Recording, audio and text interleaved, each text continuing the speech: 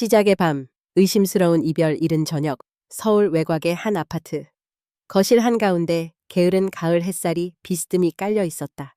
하지만 이 집의 공기는 한기마저 몰고 왔다. 이경숙 여사, 이하 경숙, 올해로 69, 천천히 현관 앞에 서 있었다. 손엔 무겁고 낡은 여행 가방 하나. 할머니를 매번 오라고 불러놓고 출발 직전까지도 분주하게 뛰어다니는 딸의 모습에 이골이 난 지 오래였다. 여보, 여권 봤어?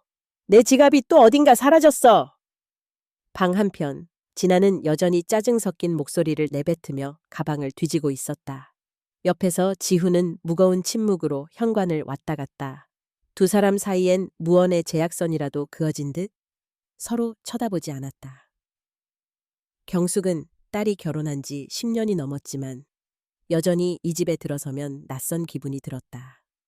특히 사위 이지훈의 냉랭한 눈빛은 몇 번을 봐도 결코 익숙해지지 않았다. 선우야, 어디 갔니?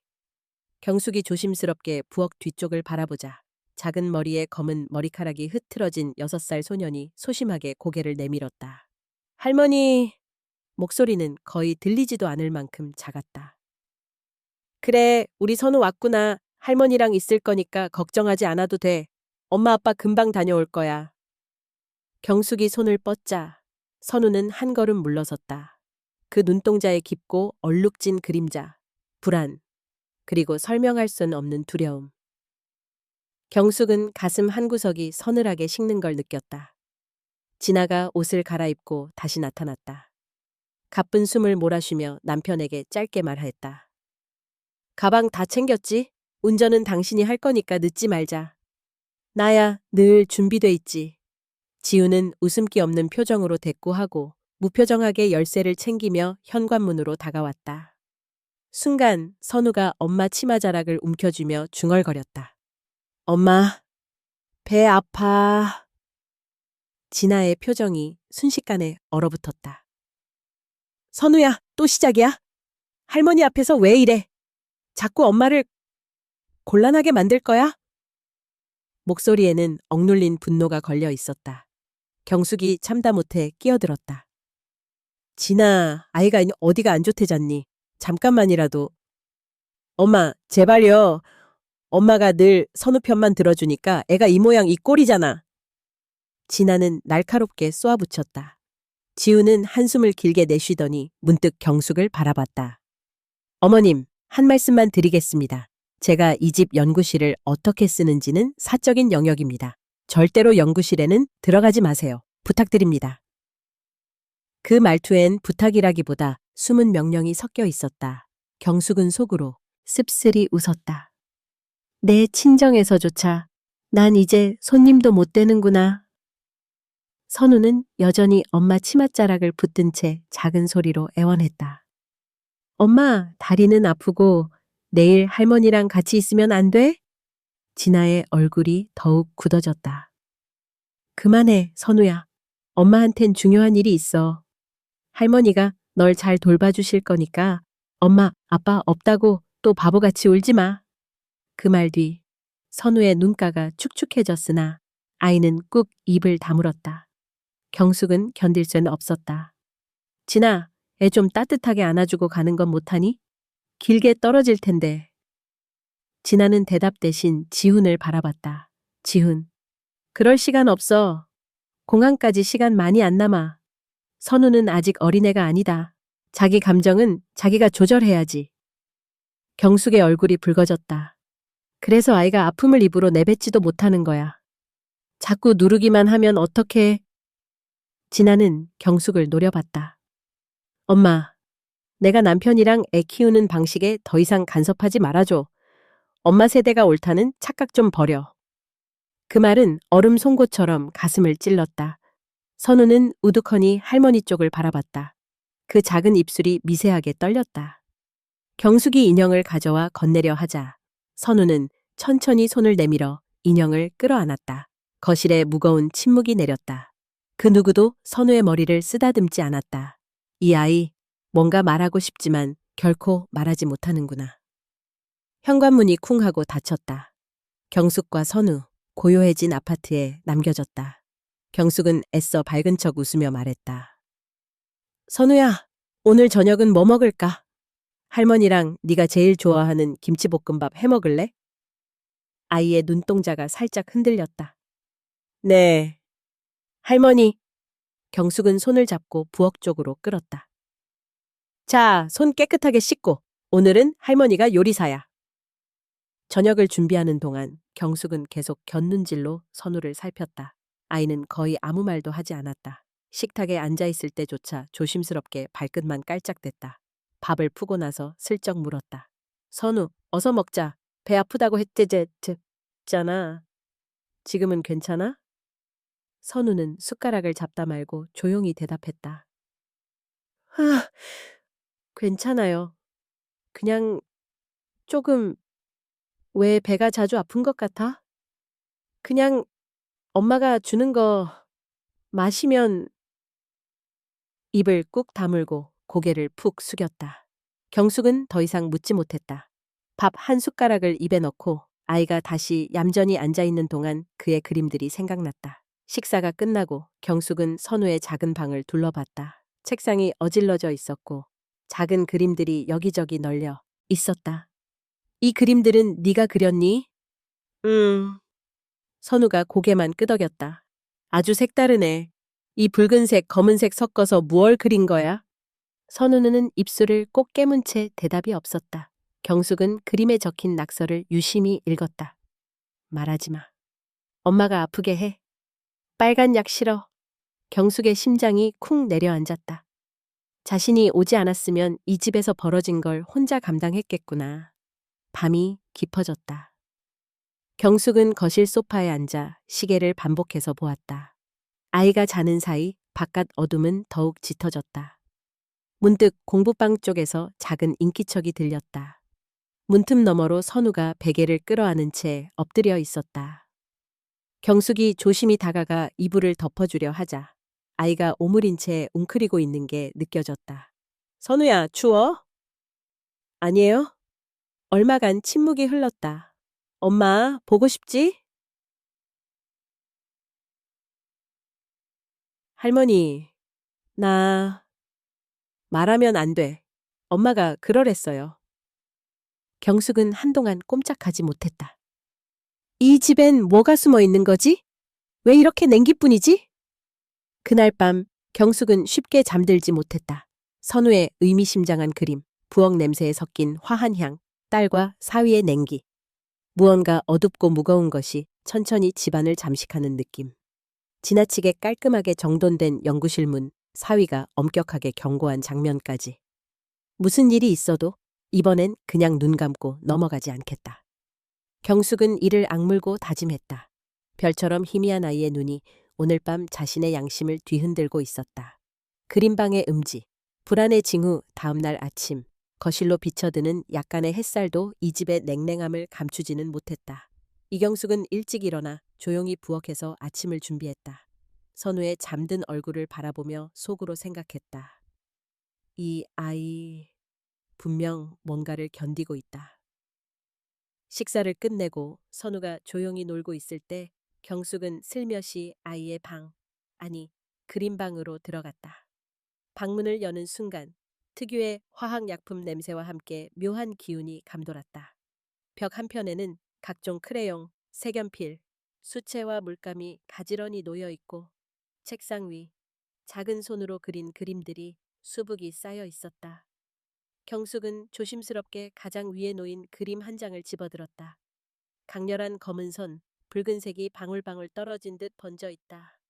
아이의 그림치고는 색감이 너무 무거웠다. 노란색 웃는 해 아래 초록색 잔디에는 작은 점들이 잔뜩 늘어서 있다. 그 밑에 글씨가 서툴지만 분명하게 적혀 있었다. 말하지 마, 아프니까. 엄마가 주는 거 마시면 배 아파요. 빨간 물약. 싫어요. 경숙의 손이 떨리기 시작했다. 아이의 마음속 공포와 두려움이 그대로 그림과 글씨에 담겨 있는 것 같았다. 이 그림을 보며 본능적으로 경숙은 직감했다. 이건 단순한 투정이 아니다. 바로 그때 뒤에서 살금살금 다가오는 가벼운 발소리가 들렸다. 선우였다. 할머니, 뭐 해요? 선우는 갑자기 불안한 눈빛으로 경숙이 쥔 그림을 바라봤다. 할머니가 선우 그림 좀 보려고 했지. 선우, 이거 무슨 뜻이야? 배가 아프다는 건? 아이는 순간 움츠러들고 경숙의 손에서 그림을 확 낚아채듯 빼앗았다. 작은 두 손에 종이를 찢기게 꼭 쥔 채 떨리는 목소리로 말했다. 엄마가 싫어할 거예요. 할머니, 보지 마요. 선우야, 할머니는 선우 걱정해서 그러는 거야. 무슨 일 있으면 말해주렴. 하지만 아이는 필사적으로 고개를 젓고 방 구석으로 달아나 벽에 등을 기댔다. 경숙의 마음에 점점 불안과 분노가 차올랐다. 대체 이 집에서 이 아이에게 무슨 일이 일어나고 있는 거지? 도대체 얼마나 외로웠으면 이렇게 마음을 닫아버렸을까? 경숙은 방 안의 다른 그림을 다시 한 장 한 장 살폈다. 비슷한 그림, 어두운 색채, 뿌옇게 번진 빨간 잉크, 소용돌이 무늬, 그리고 반복되는 메모들. 엄마 화내면 안 돼요. 아프지 않았으면 좋겠다. 꿈에는 파란 바다만 있었으면. 그 어느 것도 평범한 6살 아이가 쓴 것 같지 않았다. 점심시간이 가까워 올 무렵 경숙은 고민 끝에 일부 그림들을 몰래 자신의 가방에 넣었다. 그 순간 문 밖에서 다시 인기척이 들렸다. 할머니! 선우의 아주 작은 목소리가 났다. 엄마 오면 할머니가 그림 본 거 말하지 말아주세요. 진짜로요. 약속해야 돼요. 눈동자에는 절박함과 두려움이 뒤섞여 있었다. 경숙은 애써 미소를 지으며 아이를 안아주었다. 괜찮아. 우리 선우야. 할머니가 다 지켜줄게. 그 누구도 네 마음을 억지로 바꿔놓게 하지 않을 거야. 아이는 고개를 끄덕였지만 여전히 몸을 세모로 말고 한동안 멍하니 바닥만 바라봤다. 오후 내내 경숙은 자꾸 선우의 얼굴, 그리고 그림에 적힌 글귀가 머릿속을 떠나지 않았다. 말하지 마. 아프니까 미기. 빨간 물약 싫어요. 전직 미술 교사였던 경숙에겐 아이가 그림으로 보내는 구조 신호가 너무나 명확했다. 혹시 내가 너무 예민하게 받아들이는 걸까? 아니, 결코 그냥 넘길 수 없는 없다. 그날 저녁, 선우가 샤워를 마치고 나오자 경숙은 용기를 내어 다시 말을 꺼냈다. 선우야, 요즘에 배 자주 아프지? 혹시 누가 무슨 약 먹으라고 시키니? 인형을 만지작거리던 선우는 소스라치듯 놀라며 주위를 두리번거렸다. 그냥 약이에요. 엄마가 몸에 좋다고 해서. 쓴 약이야? 아니면 시거나 짜? 빨간 약인데 마시면 변기도 빨개져요. 가끔 목이 아파요. 경숙은 순간 소름이 돋았지만 진정하려 애썼다. 그럼 그 약은 매일 먹니? 할머니 몰래도? 선우는 한참 망설이다가 아주 작게 중얼거렸다. 엄마가 없을 땐 안 먹어요. 아빠도 가끔 섞어서 줘요. 경숙의 두 손이 떨려왔다. 이건 명백히 무언가 잘못된 거야. 이제 더 이상 혼자 고민해서는 안 돼. 그날 밤 경숙은 욕실에 들어가 붉은 자국이 남은 병이를 살폈다.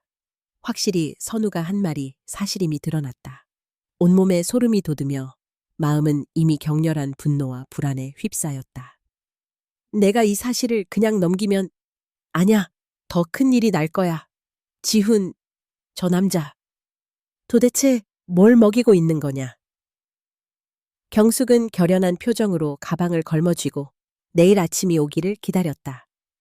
그리고 한밤 문득 아이의 방에서 들려오는 억눌린 흐느낌만이 고요를 깼다. 할머니, 제발 엄마에게 말하지 마세요. 저 혼나고 싶지 않아요. 그 작은 울음소리는 경숙의 잠든 심장을 사정없이 쥐어짰다. 다시는 절대로 이 아이가 혼자 아파하도록 내버려두지 않을 거라는 다짐이 밤새 경숙을 잠 못 이루게 했다. 대면과 확인 아침 식탁 위로 희뿌연 빛이 내려앉았다. 경숙은 밤새 단 한숨도 제대로 이루지 못했다. 방 곳곳에 흩어진 선우의 그림, 빨간 물약, 그리고 불안한 아이의 눈빛이 자꾸 머릿속을 맴돌았다. 선우는 무표정하게 자기 앞에 놓인 죽을 휘젓고만 있었다. 그 작은 손이 숟가락을 잡은 채 미묘하게 떨렸다. 경숙은 참다 못해 입을 열었다. 선우야, 할머니가 어제 생각해봤는데 우리 선우 많이 힘든 거 아니니? 아이는 눈동자를 슬며시 내리깔며 대답했다. 아니에요. 정말 괜찮은 거야? 혹시 엄마나 아빠가 무슨 약을 먹으라고 했을 때 싫으면 싫다고 말해도 돼. 할머니가 다 들어줄게. 선우는 대답하지 않고 그저 앞만 바라봤다. 그때였다. 초인종 소리가 집안을 울렸다. 택배 아저씨였다. 경숙은 현관까지 마중을 나가며 머릿속으로 수십 번 연습한 말을 떠올렸다. 진에게 전화를 걸어 이 상황을 솔직히 말할까? 혹은 바로 병원에 데려가 의사 진단을 받아볼까? 잠시 후 진에게 용기 내어 전화를 걸었다. 신호음이 2번, 3번 울린 뒤 진아의 짜증 섞인 목소리가 들려왔다. 엄마, 왜 이 시간에 전화야? 무슨 일 생겼어? 경숙은 최대한 침착하게 말했다. 선우가 조금 몸이 안 좋아 보여서 그렇지. 자꾸 배가 아프다고 하고 물약도 거부감이 심한데 혹시 계속 무슨 약을 먹여? 진아의 목소리가 한층 날카로워졌다. 엄마, 또 시작이시네. 내가 얼마나 힘들게 애 키우는 줄이나 알아? 요즘 애들이 보챌 때마다 무슨 소리 못 들어서 이런 거야? 약이라니 그냥 건강보조제야. 비타민까지 예민하게 그러면 곤란하지. 제발 좀 그냥 두세요. 경숙은 차분하게 반박했다. 비타민 맞아? 선우가 그림에 쓴 글귀, 그리고 변기의 반응. 그건 그냥 비타민으로는 설명이 안 돼. 엄마, 아이 그림 좀 그만 신경 써. 예민하게 군다고 문제 해결되는 거 아니니까. 진아, 엄마가 미술 선생을 몇십 년 했는지 알지? 애들 그림이 그냥 나오는 거 아니야. 선우가 얼마나 두려워하며 그린 건지 넌 못 느껴? 진아의 목소리는 싸늘했다. 엄마, 제발. 이제 내 생활에 끼어들지 마. 정말 피곤하다. 네가 엄마 되는 거, 애 키우는 거 힘든 거 다 알지. 하지만 선우가 이대로 계속 힘들어하는 걸 두고 볼 순 없어. 아빠 지훈이 하는 그 실험, 혹시 선우한테도 하는 거 아니야? 나 정말 엄마 때문에 미치겠다. 지훈 오빠 일에 더 이상 의심하지 마. 남의 가정에 이래라 저래라 할 자격 없어. 진아가 전화를 세차게 끊었다. 경숙은 핸드폰을 쥔 손을 오래도록 풀지 못했다. 울분과 슬픔, 그리고 점점 커지는 불안이 혼재해 있었다. 점심 무렵이 지나고 경숙은 결단을 내렸다.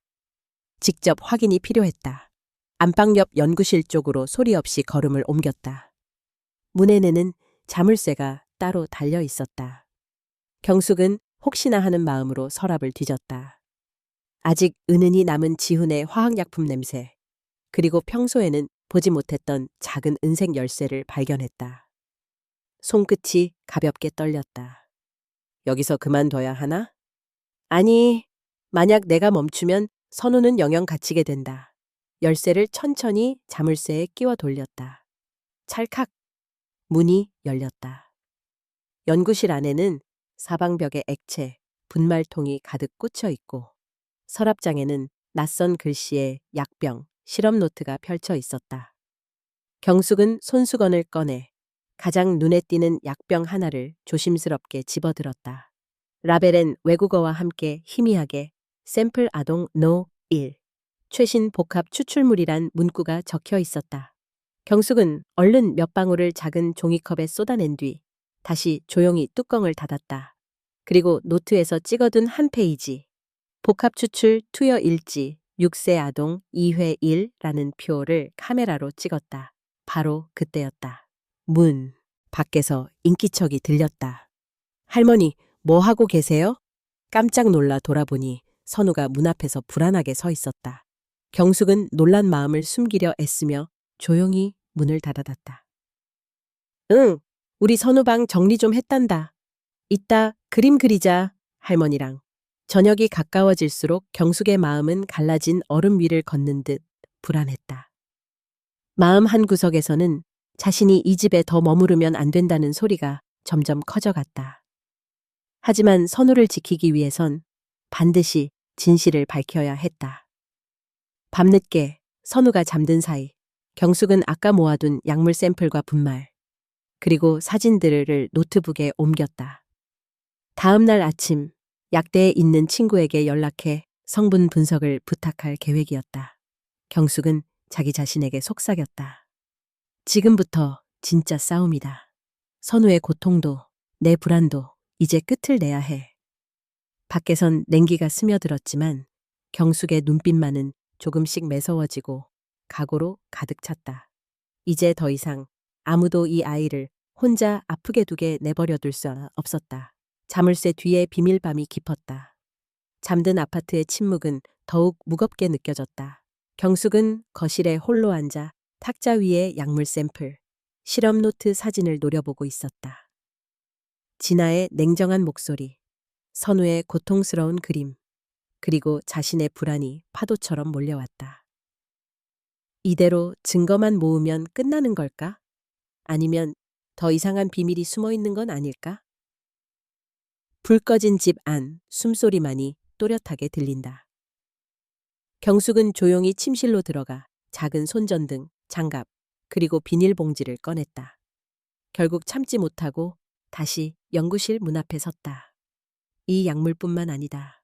분명 그 남자가 숨긴 게 더 있을 거야. 문은 잠겨 있었지만 경숙 손에는 방금 찾은 열쇠가 있었다. 찰칵 또 한 번 얼음이 깨지는 듯 문이 열렸다. 짙은 화학약품 냄새가 한 번 더 그녀의 폐를 타고 흘렀다. 경숙은 한숨 돌릴 여유도 없이 서랍과 캐비닛 하나씩을 열었다. 서류 더미와 메모, 샘플통, 그리고 맨 아래 서랍에 들어있는 오래된 나무 상자. 자물쇠가 또 달려 있었다. 또 자물쇠야? 도대체 뭘 숨기는 걸까? 경숙은 들고 있던 작은 머리핀으로 락을 조심스레 꾹꾹 눌렀다. 초조함에 손끝이 덜덜 떨렸다. 땀이 이마를 타고 흘렀다.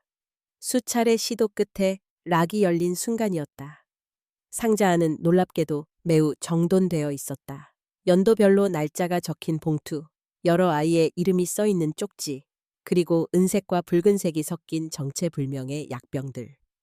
그중 가장 윗부분, 선 앤 무 2024라고 적힌 봉투를 경숙은 집어들었다. 그 안에는 피검사 결과, 뭔가를 복용한 일지, 그리고 짧은 일기가 들어 있었다.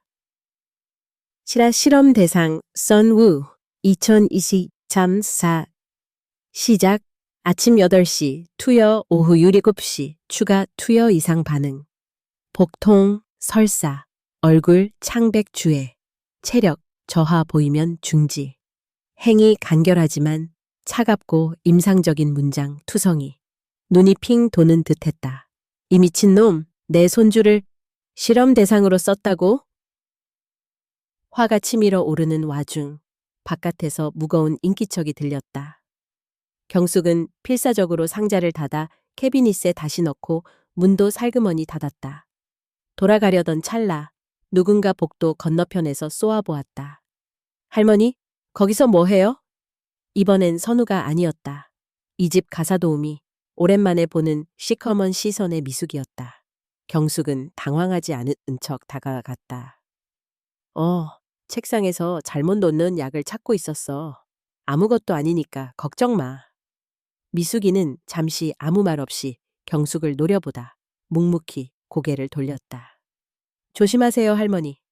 사장님이 손대지 말라고 했어요. 원래 약 만지는 건 위험하니까요.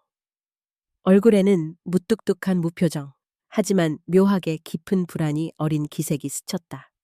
경숙은 속으로 생각했다. 이 사람도 뭘 알고 있나? 아니면 그냥 직감인가? 미숙이의 발소리가 사라지자 경숙은 잽싸게 다시 거실로 향했다. 다음 날 경숙은 손에 쥔 봉투와 메모를 아끼는 친구, 약학과 교수님께 전했다. 무거운 내용에 교수님조차 놀랐다. 경숙 씨, 이건 그냥 건강보조제가 아니야. 날짜, 투여 시간, 반응 경과, 누가 봐도 임상실험 기록이야. 우리 선우 심각한 거 아니겠지요? 교수님은 실험 기록과 의사소통을 바로 병원에 제출하라 권했다. 이 정도면 충분히 아동학대, 약물 투여 혐의도 물 수 있어. 더 미루지 마. 돌아오는 길, 경숙은 손에 땀을 쥐고 집 현관 앞에 잠시 주저앉았다.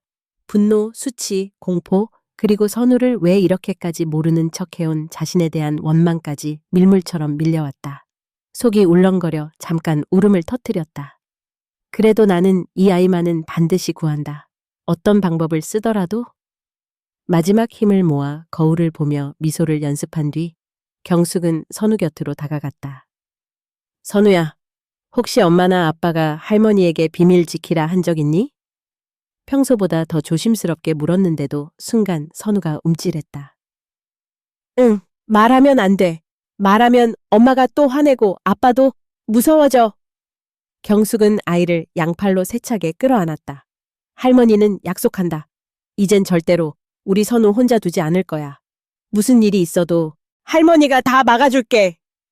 선우는 망설이다가 묻듯 속삭였다. 할머니, 이거 꿈 아니죠?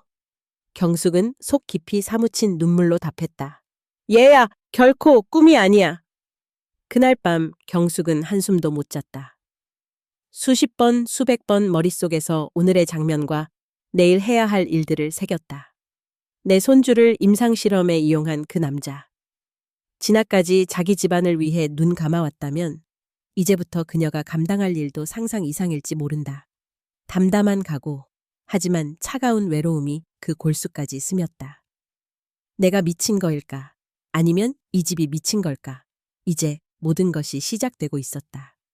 진실의 현현, 증오의 얼굴. 밤새 병실에서 경숙은 선우의 손을 꼭 잡고 있었다. 무색 투명한 링거가 아이의 작은 손등에 꽂혀 있었다. 선우는 미약하게 신음하며 자꾸만 꿈속에서 무언가를 두려워했다. 아이의 땀에 젖은 이마, 창백한 볼, 다문 입술, 그 모든 게 경숙의 가슴을 쥐어뜯었다. 이 아이가 무슨 죄가 있다고 이렇게까지. 분노와 자책이 교대로 밀려왔다. 새벽 담당 주치의가 의료 차트를 들고 들어왔다. 할머니, 검사 결과 나왔습니다. 혈액에 신경계를 자극하는 이상 화합물이 검출됐어요. 심각한 상태는 아니지만 반복 투여 시 위험해질 수 있습니다. 경숙은 주치의가 내미는 확인증을 덜덜 떨리는 손으로 받았다. 혹시 약 성분을 조사해 주실 수 있을까요? 저는 그동안 선우가 뭘 먹고 있었는지 정말 몰랐어요. 의사는 의심이 확신으로 굳어지는 얼굴이었다. 이건 단순한 비타민 제제가 아닙니다. 불법 실험 가능성이 높아요. 보호자분, 이 사실을 경찰에 신고해야 합니다. 경숙은 눈을 질끈 감았다. 이 지옥 같은 현실이 내 가족에게 벌어졌다니. 아침, 진에게서 메시지가 왔다. 엄마, 선우 괜찮아? 우리 오늘 저녁에 바로 갈게. 경숙은 잠시 고민했으나 진실을 감출 수 없다는 것을 깨달았다. 저녁 진아와 지훈이 집에 들어서자마자 싸늘한 공기가 병실을 감쌌다. 엄마, 선우 상태 좀 어때? 진아는 초조하게 물었지만 그 눈빛에도 책임감보다는 두려움이 스며 있었다. 지훈은 묵묵히 병실을 둘러보더니 무표정하게 경숙 곁에 섰다. 경숙은 결심한 듯 두 사람을 바라봤다. 지훈 씨, 대체 우리 선우에게 무슨 짓을 한 거예요? 지훈의 눈동자가 삽시간에 날카로워졌다. 어머님, 지금 분위기에서 무슨 말을 하고 싶으신 겁니까? 당신이 아이에게 실험 중인 그 약, 그게 무슨 성분인지 알고는 있나요? 전문가한테 맡겼더니 신경계 독성이 나온다고 했어요. 어른도 아니고 어린애한테. 진아가 경악했다. 뭐라고? 지훈 오빠, 그게 사실이야? 지훈은 순간 얼굴이 굳더니 낮고 냉정하게 대꾸했다. 그건 신약 개발을 위한 임상 초반 단계야. 국내에 허가받지 않은 약이니만큼. 내가 필요한 기록 관리와 모니터링을 직접 하려 했을 뿐이야. 선우의 안전이 최우선이었고. 최우선? 경숙이 애타게 외쳤다. 아이가 밤마다 울고 배가 아프다고 호소했잖아요. 아이한테서까지 당신의 야망을 시도했어야 했나요? 진아도 더 이상 참지 못하고 떨리는 목소리로 남편을 몰아세웠다. 우리 애를 당신 실험에 넣었다고? 선우가 위험할 수도 있었잖아. 어떻게 그럴 수 있어? 지훈은 비웃듯 헛웃음을 흘렸다. 애 하나로 세상이 무너진 것처럼 굴지 마. 내가 이 연구를 성공시키면 우리 삶도, 선우 미래도 단숨에 달라져. 다 너희를 위해 한 일이야. 진아가 터져 울었다. 당신, 정말 미쳤어. 선우가 무슨 실험지야? 지훈의 얼굴은 오히려 증오로 일그러졌다. 봐. 그래서 내가 너랑 네 어머니를 믿을 수가 없어. 너희 약한 심장이 결국 내가 쌓아온 모든 걸 망치겠지. 경숙은 참았던 울분을 터뜨렸다. 넌 인간도 아니야. 명예, 돈, 전부 핑계잖아. 선우의 아픔을 외면한 채 넌 절대 좋은 아버지가 될 수 없어. 지훈이 몸열감을 참지 못하고 언성을 높였다. 내가 아니면 너희 모두 아무것도 아니야. 다 나한테서 떨어져 나가봐. 얼마나 헛된 꿈에 사는지 똑똑히 알게 될 거야. 분노, 혐오, 배신. 세 사람의 사이에 더는 돌이킬 수 없는 금이 가 있었다. 경숙은 눈물을 닦으며 진아 손을 꼭 잡았다. 진아가 힘없이 중얼거렸다. 선우야, 엄마가 이제라도 바로잡을게. 내 곁을 절대 안 떠날 거야. 그날 밤 경숙은 다시 한번 경찰에 모든 증거와 녹취를 넘겼다. 선우 역시 의료진과 심리상담에서 힘겹게 고백했다. 아빠가 주는 약, 다시는 안 먹고 싶어요. 너무 무서웠어요. 진실은 마지막까지 모두를 아프게 했지만 참된 엄마와 외할머니의 용기로 빛을 보기 시작했다. 그러나 그 상처는 오랫동안 그 밤처럼 진하게 남았다. 불꽃 튀는 대치밤은 깊었으나 집안은 마치 폭풍이 몰아칠 듯한 먹먹한 공기에 잠식되어 있었다. 병원에서 돌아온 이후 집안에는 서로를 견제하고 두려워하며 숨죽이는 침묵이 내렸다. 진아는 숨가쁘게 짐을 챙겼고 경숙은 선우 곁을 한시도 떠나지 않았다. 하지만 누구도 지훈을 직접 마주할 엄두는 내지 못했다. 그러던 밤 거실 현관문이 어둠을 휘저으며 세차게 열렸다. 지훈이 굳은 얼굴로 예전엔 절대 상상할 수 없는 차가움과 분노로 들어섰다. 그의 손에 들린 검은 가방이 바닥에 툭 하고 떨어졌다. 경숙과 진아는 놀라 주방에서 몸을 내밀었다. 선우는 긴장에 질린 채 경숙의 무릎 뒤에 숨어 있었다. 지훈은 깊은 한숨을 내쉬더니 경숙을 향해 짧게 내뱉었다. 내 연구실에 왜 들어갔습니까, 어머니? 말끝은 날카로웠고 이미 일촉즉발의 긴장이 번졌다. 경숙은 주저하지 않았다. 내 실험이 무슨 짓을 불러왔는지 이젠 다 밝혀졌어. 선우 같은 어린애를 실험지 삼았다니. 그게 아버지로서 할 짓이니? 지우는 경멸이 섞인 웃음을 보였다. 어머니, 내 인생에 끼어들지 마세요. 내 가정, 내 연구, 내가 알아서 처리할 겁니다. 진아가 팔을 짚고 앞으로 나섰다. 당신 왜 항상 자기만 옳다고 믿는 거야? 선우가 그렇게 아팠는데 아직도 반성 하나 없어? 지우는 그 말을 듣자마자 폭발했다. 내가 아니었으면 너희 모자, 무지. 이 집에서 편하게 살았겠어? 내가 연구에 성공하면 모두에게 이익이야. 위험했더라도 그건 과정일 뿐이야. 경숙이 이를 악물고 말했다. 넌 과정을 위해 사랑도 양심도 버렸니? 선우 아버지로서 마지막 자존심조차 없는 거냐? 지훈은 더 이상 참지 못하고 소리쳤다. 할 말 다 했습니까? 이 집에서 엄마 행세하려 들지 마세요. 내 인생의 주인은 나야. 진아가 두 손으로 얼굴을 감쌌다. 이렇게까지 망가질 줄은 몰랐어. 선우까지 다치게 하면서 당신 뭘 얻었어? 지우는 주방 테이블을 주먹으로 내려쳤다. 결국 내 성공을 질투하는 거야? 경숙은 한 발 앞으로 다가서며 씁쓸히 말했다. 네가 성공하려면 먼저 인간이 되어야 한다. 선우의 아픔도 모른 척하면서 무슨 과학자, 무슨 아버지 타령이냐. 지훈의 두 눈이 핏발로 충혈됐다. 어차피 당신들은 내 가치를 몰라. 내가 모든 걸 잃어도 후회 안 해. 이 연구가 무너지면 네 손자도, 네 딸도 평생 아무것도 못 될 거란 것만 기억해. 순간 선우가 떨리는 목소리로 경숙의 뒤에서 울먹였다. 아빠, 무서워. 이제 그만 싸워요. 진아는 선우를 와락 끌어안았다. 괜찮아. 더는 아프지 않아. 엄마가 절대 안 놔줘. 알았지? 지우는 더 말임 못한 채 고개를 저으며 뒤로 물러섰다. 그의 눈동자에는 좌절과 증오가 교차했다. 이윽고 경찰이 출입문 초인종을 누르며 차가운 침묵을 깨트렸다. 경숙은 모든 증거와 녹취, 아이의 상태 기록을 건넸다. 지우는 경멸감 가득한 목소리로 마지막까지 포효했다. 고작 이 정도 가지고 날 쓰러뜨릴 수 있을 줄 알았어? 다 끝난 줄 알지 마. 진아가 떨리는 손으로 선우의 머리를 다독이며 속삭였다. 우리가 다 잃어도 너만은 지킬 거야. 절대 포기하지 않을 거야. 집안에 남은 것은 깨진 가구, 울음, 그리고 차가운 분노의 잔해뿐이었다. 불길 속에 남은 세 사람의 심장은 그러나 서서히 다시 한 덩어리의 빛을 위해 뛰고 있었다.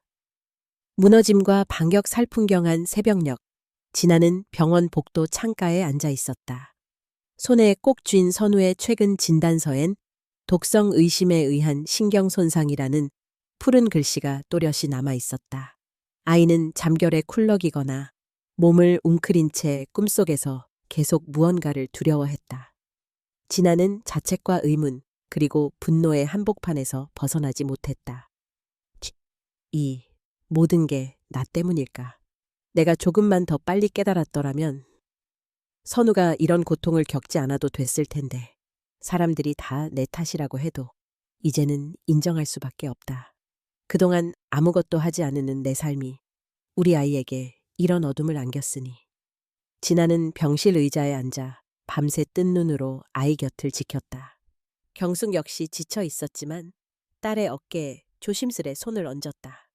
진아야, 이제라도 눈을 뜬 건 다행이야.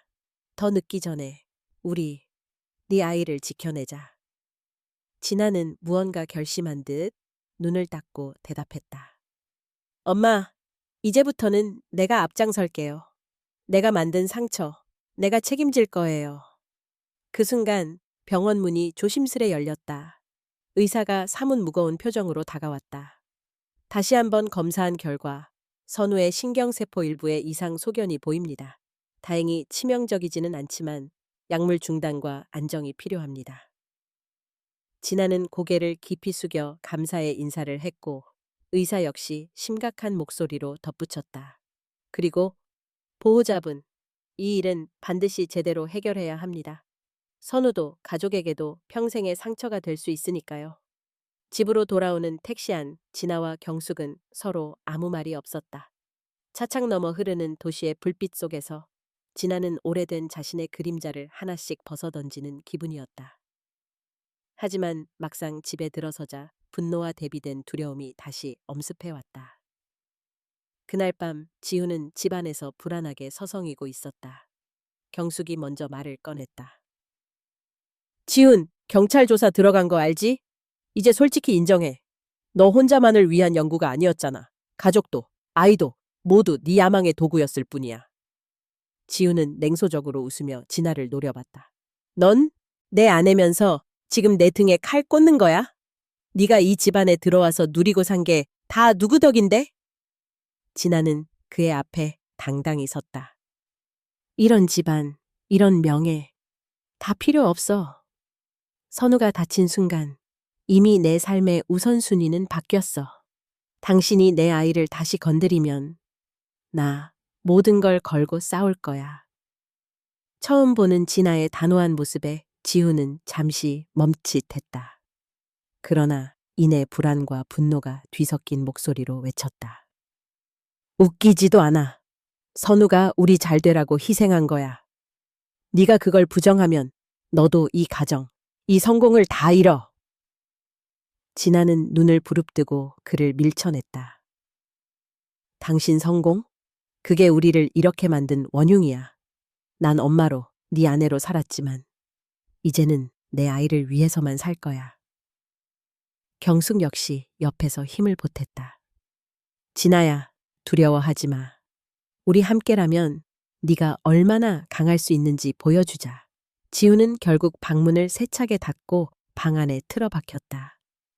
집안은 한동안 싸늘한 정적에 휩싸였다. 며칠 후 진아는 변호사 사무실을 찾아갔다. 눈물 반 결의 반의 표정으로 모든 사건을 털어놓았다. 남편이 아이에게 무허가 약물을 투여했고 명백한 학대와 불법 실험을 자행했습니다. 저와 어머니는 증거를 다 갖고 있습니다. 어떻게 해야 남편의 위협에서 아이와 저희 모두를 완전히 지켜낼 수 있을까요?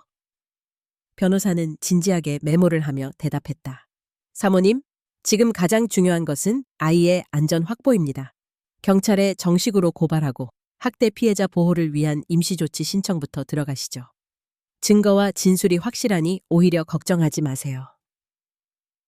진아는 덤덤하게 고개를 끄덕였다. 이제 남은 건 끝까지 싸우는 것뿐. 과거는 아프지만 더는 물러서지 않을 거야. 그날 밤 진아는 선우를 껴안고 조용히 속삭였다. 우리 아가, 엄마가 지켜줄게. 할머니랑 셋이서 다시 시작할 수도 있어. 두려워하지 말자. 알았지? 경숙도 조용히 선우의 머리를 쓰다듬었다. 네가 내 손녀가 돼줘서 고마워. 세상에 우리만 남았어도 우리는 결코 혼자가 아니야. 슬픔과 상처 위에 조금씩 희망의 등불이 켜졌다. 그렇게 진아와 경숙, 그리고 어린 선우는 무너진 어둠 속에서 함께 일어설 희망을 품기 시작했다. 시간과의 질주 깊은 밤, 온 집안에 쫓기는 듯한 긴장감이 감돌았다. 진아와 경숙은 작은 방 창문을 조심스레 닫고 성급한 속삭임으로 움직였다. 선우를 깊은 잠에 들게 한 뒤 두 사람은 오래된 서랍에서 서류 가방을 꺼냈다. 안에는 지난 며칠간 밤낮으로 모아온 샘플, 메모, 녹음 파일, 의사 진단서, 사진, 그리고 지훈의 작업 노트까지 꽉 차 있었다. 엄마, 다 챙겼죠? 응, 빠짐없어. 이제 경찰서에만 전달하면 돼. 경숙의 손은 미세하게 떨렸으나 눈빛은 이상하리만큼 담담했다. 진아도 각오를 다진 듯 눈동자가 깊어졌다. 만약 지훈이 오늘 밤이라도 눈치채면 어떻게 하지요? 경숙은 말없이 진아의 손을 따뜻하게 감쌌다. 두려워하지 마, 진아야. 우린 할 만큼 했잖니. 이젠 우리가 선우를 지킬 차례야. 쉽게 잠들지 못한 두 사람은 몇 번이고 증거물을 확인했다. 새벽 2시 살금살금 방을 나와 선우 책상 서랍을 열던 순간 갑자기 거친 발소리와 함께 현관문이 세차게 열렸다. 뭐 하는 거야 지금? 지훈이었다. 그의 얼굴에는 피로와 분노, 조급함이 뒤엉켜 있었다. 경숙이 잽싸게 서류 가방을 움켜쥐려 하자 지훈이 거친 손짓으로 낚아챘다. 이건 뭐야? 내 허락 없이 내 자료에 손댔어? 진아가 두려움과 용기를 뒤섞은 표정으로 소리쳤다. 돌려줘. 이제 경찰에도 병원에도 다 알릴 거야. 선우를 그렇게 두지 않을 거야. 지우는 증오에 찬 눈으로 두 사람을 밀쳐냈다. 감히 나한테 거역해? 네 엄마도 너도 한 번만 더 내 일에 끼어들면 전부 끝장이야. 경숙은 두 눈을 치켜떴다. 끝낼 사람은 네가 아니야. 네 탐욕이 우리 모두를 망쳤어. 순간 방에서 선우가 놀라 깨어나 마루로 비틀거리며 나왔다. 엄마, 할머니, 무슨 일이야? 진아는 얼른 아이를 품에 안았다. 괜찮아, 우리 선우야. 엄마랑 할머니가 있으니까. 그 틈에 지훈은 적극적으로 증거물을 자신의 작업실로 챙겨가려 했다. 그러나 그가 놓친 틈에서 경숙은 미리 빼두었던 USB와 샘플 보관 봉투 한 묶음을 진아의 가방에 몰래 넣었다. 진아가 휴대폰을 빼내 몇몇 경찰관과 변호사의 번호를 확인했다. 방 한켠 선우가 떨리는 손으로 엄마의 전화기를 들고 긴급 통화 버튼을 눌렀다. 띠링. 거의 본능적으로 아이는 평소 엄마의 위급시 전화라고 알려준 병원의 친절한 간호사에게 전화를 걸었다. 선우야, 거기 누구야? 괜찮니? 수화기 너머 간호사의 목소리가 들려오고 선우는 흐느끼며 말했다. 여기 우리 집이야. 아빠가 엄마랑 할머니를 혼내려고 해요. 도와주세요. 간호사는 당황했지만 침착히 대답했다. 알겠어, 선우야. 경찰에 바로 연락할게. 조금만 기다려. 몇 분 뒤, 경숙과 진아, 선우의 심장은 폭풍처럼 뛰었다. 지우는 집안을 뒤지며 서류를 찢고 절대 못 가져가! 라 외치며 주방 의자를 넘어뜨렸다. 경숙은 담담히 맞섰다. 네가 이 집에서 사랑받던 아들이었던 적이 있었던 것 같니? 내 연구가 아니라 네가 우리 가족 망가뜨렸어. 이제 너 때문에 아무도 예전처럼 살 수 없게 됐어. 지우는 미친 듯이 고함쳤다. 사랑? 그딴 건 나한텐 아무 의미 없어. 내 연구만이 내 전부야. 넌 이 집에 더 이상 존재할 자격 없어. 진아도 맞받았다. 엄마, 경찰이 곧 올 거예요. 우리 더는 두려워하지 말아요. 부엌 시계가 새벽 3시를 가리켰을 때 경쾌한 초인종, 경숙이 안도하듯 한숨을 쉬었다. 경찰의 신분증, 차가운 근엄함이 현관으로 들어왔다. 신고받고 출동했습니다. 이 집에서 긴급하게 제출될 증거물이 있다고 들었습니다. 진아는 가방에서 조심스레 증거 서류, 병원 진단서, 그리고 USB를 건넸다. 경숙도 손에 들린 샘플을 내밀었다. 경찰이 엄숙하게 고개를 끄덕였다. 잘하셨습니다. 이 자료로 충분히 수사를 개시할 수 있습니다. 지우는 절망인지 분노인지 모를 목소리로 소리쳤다. 저 여자들이 다 거짓말하는 거예요. 내 인생, 내 연구를 망치려는 거라고요. 경찰은 그를 단호히 제지했다. 이제 결정은 법의 몫입니다. 진실이 밝혀질 때까지 협조하십시오. 선우는 진아의 품에 안겨 흐느꼈다. 엄마, 이젠 무서운 일 없지? 진아가 뜨거운 눈물을 삼키며 아이를 꼭 안았다. 그래, 우리 가족은 이제 두려움에서 벗어날 거야. 그날 새벽 마침내 긴 어둠의 터널 끝에 진아와 경숙, 선우는 공포에 맞서 서로 끌어안은 채 새로운 희망의 아침을 기다렸다. 바람의 방향이 바뀌다. 진실의 드러남 날이 밝았다. 밤새 이어진 소란 끝에 진아의 집은 싸늘한 정적에 잠겼다. 부엌 식탁 위엔 경찰이 남긴 서류와 조사가 끝나지 않은 증거물들이 가지런히 놓여 있었다. 경숙은 뜬 눈으로 밤을 지새웠다. 창밖은 흐릿한 새벽빛에 젖어 있었고 오래된 시계바늘 소리만이 시간을 알렸다. 그 시각, 집 맞은편엔 은밀히 대기하던 경찰차가 서 있었다. 경숙과 진아, 선우는 경찰 호송차에 타고 조용히 경찰서로 향했다. 각자의 뇌리에는 지난밤의 혼돈과 두려움이 아직 사라지지 않았다. 경숙은 손을 모으고 기도하듯 중얼거렸다. 부디 이번엔 이 고리가 끊어지기를. 경찰서 취조실, 퀭한 얼굴의 지훈이 피의자석에 앉아 있었다. 그는 여전히 억울하다는 듯 고개를 빳빳이 들고 경멸로 눈을 번뜩였다. 경찰관이 서류를 뒤적이며 물었다. 귀하는 미등록 신약을 상용 목적으로 미성년자에게 투여한 사실을 인정합니까? 지훈은 목소리를 눌러 답했다. 강요가 아니라 내 연구의 일부였을 뿐입니다.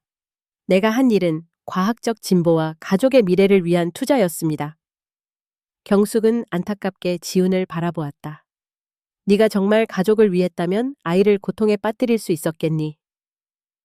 진아는 떨리는 목소리로 말했다.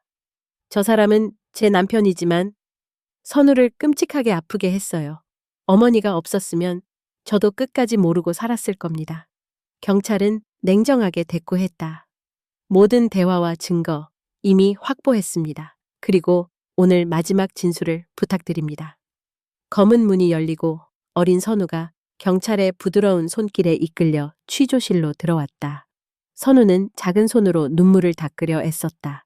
경찰은 아이 높이에 맞춰 앉았다. 선우야, 우리 그냥 이야기한다고 생각하면 돼. 아빠가 너한테 무슨 걸 주거나 무서운 일이 있으면 말해줄래? 순간 선우는 무언가 결심한 듯 두 손을 불끈 쥐었다. 아빠가 빨간 물을 주고 먹으라고 했어요. 먹으면 머리 아프고 무서웠어요. 그리고 엄마랑 할머니한테 말하지 말라 했어요. 말하면 더 혼난다고. 그 소리에 취조실은 숨조차 멎은 듯 고요했다. 경숙은 눈시울을 붉히며 손목을 꼭 움켜쥐었다. 진아도 입술을 깨물며 선우의 담백하지만 절절한 진술을 들었다. 지우는 갑자기 벌떡 일어나 외쳤다. 모두 거짓말이야. 저 여자들이 내 연구를 망치려고 선동한 거야. 난 그저 가족이 잘 살길 바랐을 뿐이야. 경찰이 지훈을 다시 자리에 앉혔다. 모든 피의 사실은 객관적 자료로 검증될 겁니다. 더 이상 거짓 진술은 불리합니다. 그때 경찰서 밖에서 통보가 전해졌다. 국립수사연구원에서 도착한 시험 결과였다. 경찰은 엄중한 목소리로 결과를 낭독했다. 제출된 용기와 샘플에서 금지 약물 및 신경 독성이 명확히 확인되었습니다. 해당 피의자는 무허가 실험 및 아동학대 혐의로 사법 처리됩니다. 한순간 정적이 모든 것을 감쌌다. 진아는 눈을 감고 손끝이 저려올 정도로 옷자락을 움켜쥐었다. 경숙은 천천히 긴 숨을 내쉬었다. 지훈은 무너진 듯 자리에서 주저앉았다. 이건 내 인생이 아니야. 내 연구가, 내 꿈이. 그러나 진실 앞에서 더 이상의 변명도 맹목적인 야망도 아무 소용없었다. 취조실을 빠져나오며 경숙은 선우를 부드럽게 품에 안았다. 진아도 선우의 작은 몸을 꼭 껴안았다. 경숙은 속삭였다. 아가, 다 끝났단다. 이제는 아무도 우리를 다치게 할 수는 없어. 진아는 선우의 등을 쓰다듬으며 울먹였다. 미안해, 선우야. 엄마가 너무 약했어. 하지만 오늘 우리는 정말 이겨낸 거야.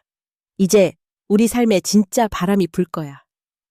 조사실 바깥 흰색 복도 위로 부드러운 햇살 한 줄기가 비쳐들었다. 그 밝음은 오래된 혼돈과 두려움 위로 새로운 시작의 희망처럼 번지고 있었다. 어둠 속의 빛 아침 햇살이 집안 깊숙이 스며들었다. 아직 모든 고통의 그림자가 완전히 가신 것은 아니었지만 진아와 경숙 그리고 선우의 얼굴엔 지난 몇 달간 찾아볼 수는 없던 평온이 깃들기 시작했다. 지훈이 구속된 뒤로 집엔 고요함과 슬픈 한기가 함께 남았다. 보험, 통장, 재산 정리 등 실질적인 문제들이 산적했지만 진아의 표정은 어딘가 결의에 차 있었다. 이대로 주저앉을 수는 없어. 선우와 엄마, 나 우리 셋만이라도 제대로 살아야 해. 경숙 역시 결심했다. 매일 아침 진아와 함께 부엌에서 밥을 짓고 선우의 통학 배웅을 하며 밤이면 서로 기대어 하루의 이야기를 털어놓았다. 지쳐 누운 선우가 이불 속에서 소리를 지르며 울던 밤도 있었고 트라우마에 시달려 잠을 못 이루는 밤도 여러 번이었다. 그럴 때마다 경숙은 아이를 가만히 안아주며 말했다. 괜찮아, 우리 선우. 이제 아무도 널 아프게 할 수 없어. 할머니가, 엄마가 항상 곁에 있어줄 거야. 선우의 방벽엔 한동안 우울하고 어두운 그림들이 걸려 있었다. 하지만 어느 날 아이가 새 그림을 그리기 시작했다. 형광색, 노란색, 푸른 하늘, 환하게 웃는 가족의 모습. 경숙은 그 모습을 조용히 지켜보며 속으로 울었다. 며칠 뒤 진아는 병원에서 아이의 상담 보고서를 건네받았다. 선우는 여전히 불안을 잠재우지 못하지만 가족에 대한 신뢰감과 희망을 점차 회복하고 있다. 진아는 그 문장을 몇 번이나 곱씹었다. 그래, 우리 아이는 상처 위에도 뿌리를 내릴 수 있는 강한 존재야. 가끔 지훈의 면회 요청서가 날아왔다. 하지만 진아는 답장하지 않았다. 과거를 용서해달라는 말보다 앞으로 내가 선우의 곁을 지키는 것이 우선이야. 어느 저녁 세 사람은 고요한 거실에서 등불을 켜고 둘러앉았다. 경숙은 선우의 작은 손을 잡고 진아도 함께 두 눈을 맞췄다. 서로 아무 말이 없어도 그 온기가 가슴까지 퍼졌다. 경숙이 조용히 말했다. 우린 참 약한 줄만 알았지만 결국 서로를 지킬 만큼은 충분히 강했다는 걸 이제 알겠구나. 진아도 눈물에 젖어 미소를 지었다. 엄마, 미안하고 고마워요. 예전엔 삶이 무거운 의무처럼 느껴졌는데 이제야 처음 가족이 뭔지 알 것 같아요. 선우가 조그맣게 속삭였다. 할머니한테 엄마, 내가 계속 곁에 있어도 돼? 경숙과 진아는 동시에 아이를 부드럽게 안았다. 물론이지. 우리 모두가 서로의 등불이 되어야지. 시간이 흘러 여름이 다가왔다. 선우의 방 한 구석이 작은 미술관처럼 변했다. 알록달록한 종이, 반짝이는 스티커, 해맑은 미소의 인형, 그리고 환한 하늘과 꽃들이 담긴 그림들이 하나둘 늘어났다. 그 모든 표정 속에 이제 더 이상 두려움의 흔적은 없었다. 진아는 다시 일을 시작했고 경숙도 동네에서 작은 봉사활동을 도왔다. 가끔 힘든 일이 오면 서로에게 힘내자라고 속삭이며 하루하루를 버텼다. 차가운 고요가 돌던 집엔 어느새 따스한 봄바람과 함께 새 희망이 스며들었다. 어느 날 밤 선우가 경숙 품에 안겨 조용히 물었다. 할머니, 나 이제 정말 안 아플까? 경숙은 아이의 머리를 쓰다듬으며 미소 지었다. 그래, 우리 선우는 세상에서 제일 예쁜 아이니까 마음까지 천천히 낫고 있을 거야. 진아도 이불을 덮으며 속삭였다. 선우야, 우리 가족은 이제 영원히 함께야. 상처는 지워지지 않아도 그 위에 다시 빛이 자랄 수 있어. 모든 게 끝난 건 아니었지만 적어도 어둠 속에서도 서로를 비추는 한 줄기 등불만으로도 그들은 다시 살아갈 용기를 얻었다. 경숙은 마음속으로 말했다. 너를 아프게 할 수 있는 건 이제 아무도 없다. 우리 세 사람은 남들이 보지 못하는 빛으로 서로를 지킬 거야.